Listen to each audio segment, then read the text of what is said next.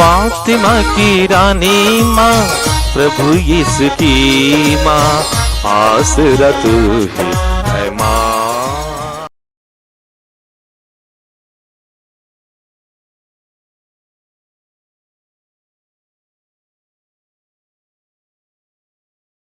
पहला पाठ नबी मलाकी का ग्रंथ, अध्याय 3, पद संख्याएं 19 से 20 तक। वह दिन आ रहा है, वह धधकती भाटी के सदृश है। सभी अभिमानी तथा कुकर्मी खूंटियों के सदृश होंगे। विश्वमंडल का प्रभु यह कहता है, वह दिन उन्हें भस्म कर देगा। उनका ना तो डंठल रह जाएगा और ना जड़ ही, किंतु तुम पर जो प्रभु पर श्रद्धा रखते हो, धर्म के सूर्य का उदय होगा और उसकी किरणें तुम्हें स्वस्थ प्रदान करेंगी। प्रभु की वाणी। ईश्वर को धन्यवाद। भजन अनुवाक्या। प्रभु निष्पक्ष होकर लोगों का न्याय करेगा।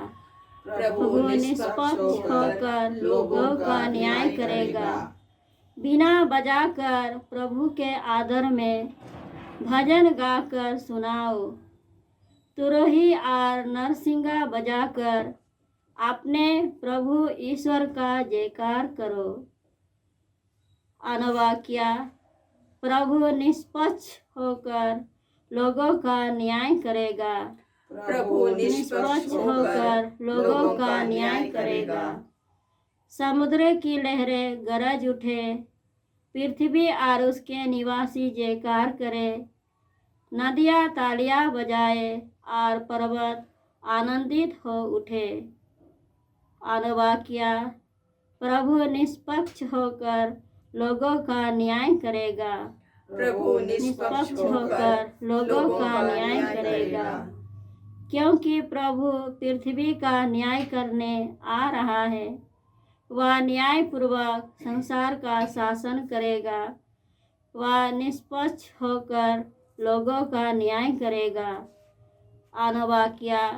प्रभु निष्पक्ष होकर लोगों का न्याय करेगा। प्रभु निष्पक्ष होकर लोगों का न्याय करेगा। दूसरा पाठ थेसलनीकियों के नाम संत पौलुस का दूसरा पत्र, अध्याय 3, पद संख्याएं 7 से 12 तक।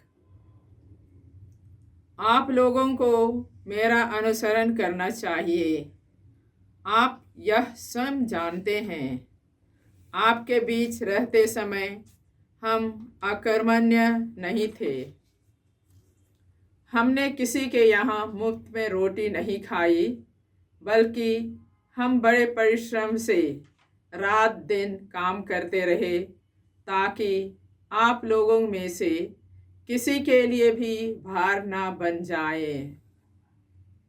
हमें इसका अधिकार नहीं था, ऐसी बात नहीं है, किंतु हम आपके सामने एक आदर्श रखना चाहते थे जिसका आप अनुसरण कर सकें। आपके बीच रहते समय हमने आपको यह नियम दिया, जो काम करना नहीं चाहता उसे भोजन नहीं दिया जाए। अब हमारे सुनने में आता है कि आप में कुछ लोग आलस्य का जीवन बिताते हैं। वे स्वयं काम नहीं करते और दूसरों के काम में बाधा डालते हैं। हम ऐसे लोगों को प्रभु यीशु मसीह के नाम पर यह आदेश देते हैं और उनसे अनुरोध करते हैं कि वे चुपचाप काम करते रहें और अपनी कमाई की रोटी खाएं। प्रभु की वाणी। ईश्वर को धन्यवाद। जय घोष। Hallelujah, hallelujah. जागते रहो और सब समय प्रार्थना करते रहो, जिससे तुम भरोसे के साथ मानव पुत्र के सामने खड़े होने के योग्य बन जाओ। हालेलुया। प्रभु आप लोगों के साथ हो। और आपकी आत्मा के संत साथ। लूकस के अनुसार प्रभु यीशु ख्रिस्त का पवित्र सुसमाचार। हे प्रभु तेरी महिमा हो। अध्याय 21 पद संख्याएं 5 से 19। कुछ लोग मंदिर के विषय में कह रहे थे कि वह सुंदर पत्थरों और मनौती के उपहारों से सजा हुआ है।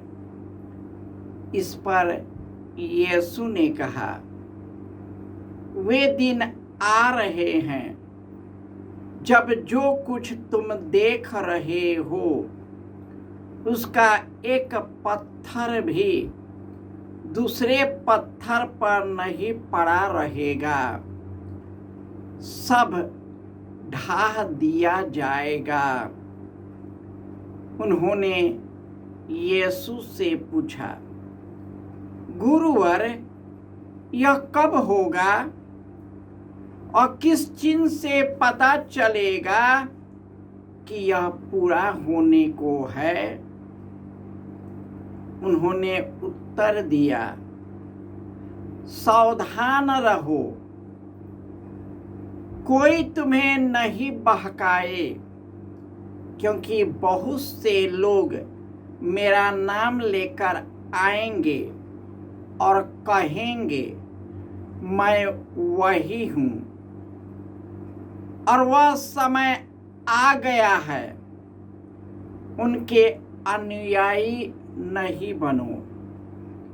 जब तुम युद्धों और क्रांतियों की चर्चा सुनोगे तो मत घबराना, पहले ऐसा हो जाना अनिवार्य है, परंतु यही अंत नहीं है। तब यीशु ने उससे कहा, राष्ट्र के विरुद्ध राष्ट्र उठ खड़ा होगा, राज्य के विरुद्ध राज्य। भारी भूकंप होंगे, जहां तहां महामारी तथा अकाल पड़ेगा। आतंकित करने वाले दृश्य दिखाई देंगे और आकाश में महान चिन्ह प्रकट होंगे। यह सब घटित होने के पूर्व लोग मेरे नाम के कारण तुम पर हाथ डालेंगे, तुम पर अत्याचार करेंगे, तुम्हें सभागृहों और बंदी गृहों के हवाले कर देंगे, राजाओं तथा शासकों के सामने खींच ले जाओगे। यह तुम्हारे लिए साक्ष्य देने का अवसर होगा। अपने मन में निश्चित कर लो कि हम पहले से अपनी सफाई की तैयारी नहीं करेंगे, क्योंकि मैं तुम्हें ऐसी वाणी और बुद्धि प्रदान करूंगा जिसका सामना अथवा खंडन तुम्हारा कोई भी विरोधी नहीं कर सकेगा। तुम्हारे माता पिता, भाई, कुटुंब और मित्र भी तुम्हें पकड़वा देंगे। तुम में से कितने को मार डाला जाएगा और मेरे नाम के कारण सब लोग तुमसे बैर करेंगे। फिर भी तुम्हारे सिर का एक बाल भी बांका नहीं होगा। अपने धीरज से तुम अपनी आत्माओं को बचा लोगे।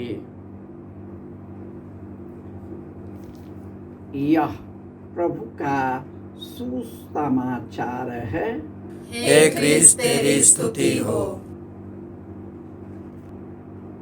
ख्रिस्त में प्यारे भाइयों और बहनों, ईश्वर का वचन कहता है, जागते रहो और सब समय प्रार्थना करते रहो, जिससे तुम भरोसे के साथ मानव पुत्र के सामने खड़े होने के योग्य बनो। आज के पहले पाठ मलाकी के ग्रंथ में प्रभु के आगमन की तैयारी का वर्णन है। वह तैयारी यीशु मसीह द्वारा घोषित उनके पुनरागमन का दिन है। इस तरह वह दिन आ रहे हैं। वह धधकती भट्ठी के सदृश होगा। सभी अभिमानी और कुकर्मी खुटियों के सदृश होगा। वह दिन आएगा जब उसे भस्म कर देगा, परंतु जो प्रभु पर श्रद्धा रखते हैं, उसको प्यार करते हैं, धर्माचरण करते हैं, उसके जीवन में सूर्य का उदय होगा। वह सूर्य हमारे प्रभु यीशु मसीह। इसीलिए आज के दूसरे पाठ में संत पौलुस कहते हैं, आप आलसी मत बनिए। और क्योंकि जो आलसी है, न अपना काम करते हैं, न दूसरों को काम करने देते हैं, वे दूसरों के लिए और अपने जीवन के लिए बहुत बड़ा बाधा है। इसलिए हमें सजग रहने की जरूरत है, तत्पर रहने की जरूरत है। परिस्थितियां कितनी भी विकट क्यों ना हो, हमें ईश्वर के प्रेम और करुणा में बढ़ते रहने की जरूरत है। और प्रभु यीशु, जो कि लोग मंदिर के विषय में कह रहे थे, यीशु ने कहा यह सब ढा दिया जाएगा, और जो तुम देख रहे वे सब ढा दिए जाएंगे। इसलिए सावधान रहो, कोई तुम्हें न बहकाए। मेरे नाम पर कई लोग आएंगे और कहेंगे मैं वही हूँ। उसके अनुयायी मत बनो। जब तुम युद्धों और क्रांतियों की चर्चा सुनोगे तो मत घबराना, क्योंकि ऐसा होना अनिवार्य है। जैसे यीशु ने कहा ठीक वही हुआ। 70 एडी में मंदिर को ढा दिया गया। रोमियों ने यहूदियों को तहस नहस और नष्ट कर दिया। उनकी बनाई हुई राजमहलों को ध्वस्त और खंडहर बना दिया, क्योंकि उन लोगों ने जो यीशु मुक्ति बनकर आए थे, उनका उन्होंने तिरस्कार किया। और उन्होंने कहा कि जहाँ तहाँ महाभारी होगी, अकाल होगा, राष्ट्र एक दूसरे राष्ट्र के विरुद्ध खड़ा होगा, राज्य एक दूसरे राज्य के विरुद्ध आतंकित करने वाले दृश्य दिखाई देंगे। अब मेरे नाम के कारण तुम पर अत्याचार करेंगे, तुम पर हाथ ढालेंगे, सभागृहों और शासकों के सामने खींच ले जाएंगे। डरना नहीं, यह तुम्हारे लिए साक्ष्य देने का अवसर होगा। हम देखते हैं कि पूरे विश्व में यीशु के नाम पर बहुत अत्याचार किया जाता है, निर्दोषों को मार दिया जाता है, हमारे देश में केवल यीशु के नाम से ही लोग घबरा जाते हैं और लोगों पर अत्याचार कर रहे हैं। हमारे राज्य के विभिन्न राज्यों में विश्वासियों पर अत्याचार होता है। जब विश्वास के कारण अत्याचार होता है, सभी राष्ट्र के राजनेता, शासक सब मुंह बंद कर लेते हैं। नाइजीरिया में और अन्य देशों में केवल यीशु के शब्द से ही घबरा जाते हैं। उनको बहुत तरह से सताया जाता है, उन्हें लोगों के सामने जला दिया जाता है, लेकिन सभी शासक मुख दर्शक देखते रहते हैं, सब तुझे त्याग देगा। यहाँ तक कि तुम्हारे माता पिता, भाई बहन, कुटुंब, जिसे आपका दोस्त है, प्रियजन है, यीशु के कारण सब कोई तेरा अपमान करेगा, परंतु घबराना नहीं। मैं तेरे मुख में वह शब्द दे दूंगा कि कोई भी तेरे सामने टिक नहीं पाएगा। इसलिए हमें जागते रहना है, निरंतर प्रार्थना करते रहना है, सेवा कार्य करते रहना है, ईश्वर के मार्ग पर चलते रहना है। और जिस दिन हमारा और आपका समय आए, हमें तैयार होना है, ताकि यह जीवन, यह शरीर, यह जिंदगी, यहाँ के लोग अपना घर नहीं है। हमारा अपना स्वदेश घर है, घर स्वर्ग है, जहाँ पर हमारा न्याय किया जाएगा।